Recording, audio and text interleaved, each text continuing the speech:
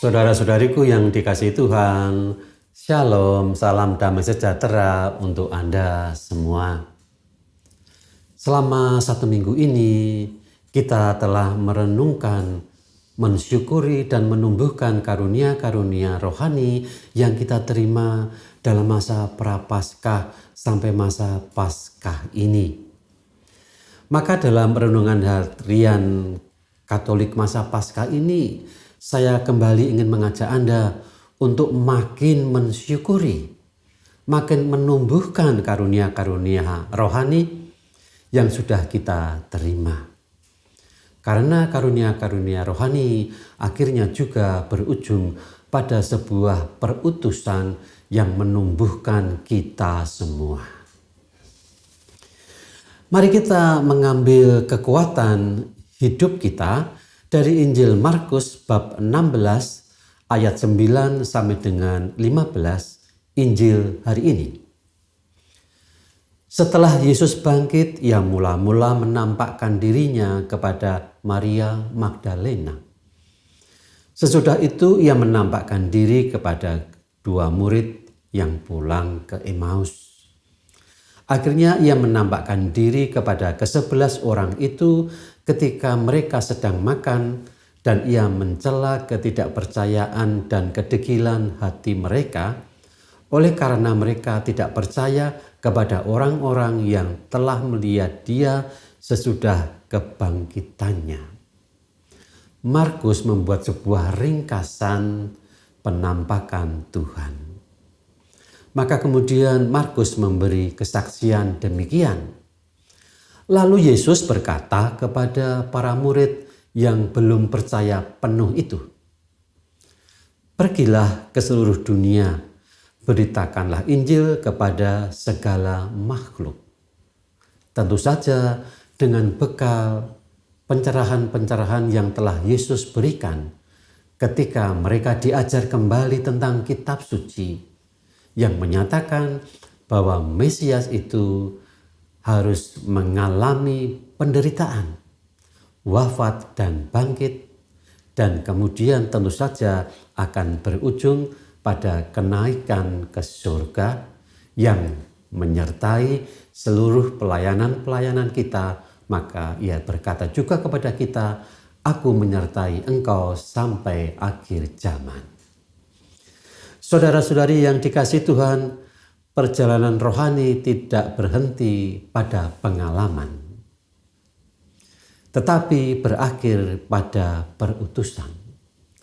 Pengalaman hati hangat itu memang baik, tetapi kalau tidak berujung pada perutusan, itu sebuah kesia-siaan. Seperti dalam Injil Tuhan, Tuhan mengutus para murid setelah para murid hatinya dicerahkan, dihangatkan, dan dikobarkan. Demikian juga dengan karunia-karunia rohani yang kita temukan dalam minggu-minggu ini. Maka saya mengajak Anda untuk makin mensyukuri, makin menumbuhkannya. Dan akhirnya karunia-karunia itu harus kita bagikan kepada sesama, bukan? Maka refleksi kecil kita, siapa yang bisa kita teguhkan dalam iman hari ini? Siapa yang harapannya dapat kita tumbuhkan hari ini? Siapa dapat menjadi sasaran kasih kita hari ini lewat hidup dan pelayanan kita sehari-hari yang sederhana. Oleh karena itu saya mengajak Anda untuk berdoa bersama. Tuhan, pakailah aku menjadi berkat bagi sesama. Tuhan Yesus, setelah semua yang Engkau lakukan dalam hidupku, seperti juga yang telah semua Engkau lakukan pada murid-murid-Mu, maka hari ini aku berdiri di hadapan-Mu. Mungkin aku masih merasa kecil, masih ragu, masih belum sepenuhnya yakin.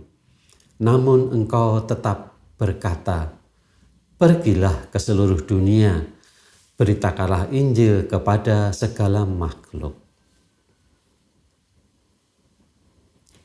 Tuhan, aku tidak tahu harus mulai dari mana, tetapi aku mau membuka diriku. Pakailah aku dalam cara yang sederhana, lewat kata-kataku yang biasa, lewat sikapku yang biasa, tetapi lewat kehadiranmu dalam diriku, itu akan menjadi luar biasa. Maka jadikan hidupku berkat bagi sesama meskipun terasa kecil dan sederhana. Aku tidak ingin menyimpan karunia-karunia rohani hanya untuk diriku sendiri. Aku ingin membagikannya dengan rendah hati, karena itu adalah perintah-Mu sendiri. Besertalah dengan aku Tuhan dalam setiap langkah hidupku. Amin.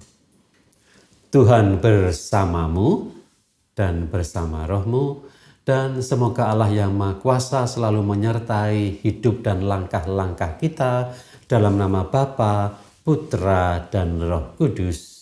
Amin.